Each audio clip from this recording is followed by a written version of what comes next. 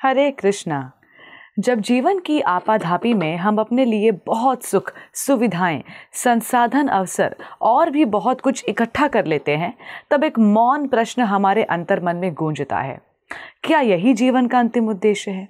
और तभी उभर कर आता है एक दिव्य भाव जिसे हम दान कहते हैं।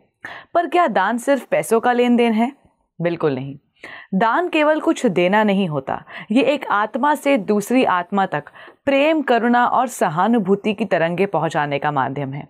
अपने पास जो कुछ भी है उसका एक अंश उन लोगों के लिए समर्पित करना जिनके पास कुछ भी नहीं है, इसे दान कहते हैं।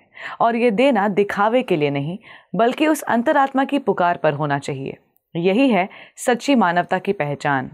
दान के कई रूप होते हैं, किसी को अन्न देना, किसी को वस्त्र देना, किसी को ज्ञान देना, तो किसी की शिक्षा या चिकित्सा में मदद करना। ये सब दान है, लेकिन सबसे ऊंचा दान है संवेदना का दान, समय का दान, सम्मान का दान।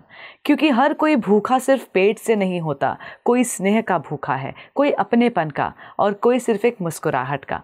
और जब हम किसी ज़रूरतमंद को उसका आत्मसम्मान लौटा देते हैं तो वो उस व्यक्ति के लिए बहुत बड़ी बात होती है। लेकिन प्रश्न उठता है, किसे दान दे? क्या केवल उन्हीं को जो सड़क पर दिखाई देते हैं?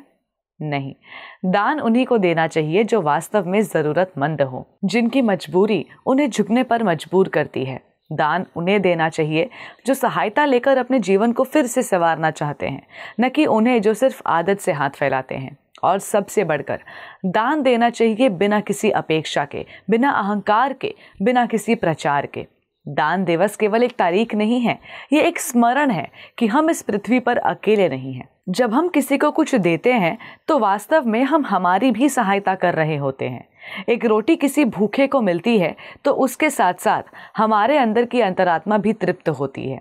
एक किताब किसी बच्चे के हाथ लगती है तो उसके साथ साथ हमारी आत्मा भी शिक्षित होती है। यही है दान की सच्ची भावना, नाटकीय नहीं लेकिन सबसे प्रभावशाली। जब तक ये भावना हमारे भीतर जीवित है, तब तक ये समाज, ये देश और ये दुनिया एक बेहतर जगह बन सकती है।